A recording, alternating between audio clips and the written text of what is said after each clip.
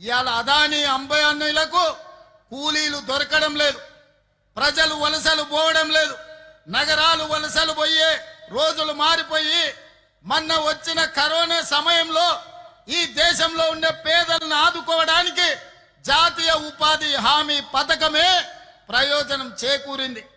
ఇవాళ నరేంద్ర మోడీ ప్రభుత్వం జాతీయ ఉపాధి హామీ పథకాన్ని తూట్లు పడిసి నిర్వీర్యం చేసి ఆ పథకాన్ని రద్దు చేయడం ద్వారా మళ్ళీ రైతులు, రైతు కూలీలు గ్రామాలు వదిలి పట్టణాలకు వలసపోయే పరిస్థితి.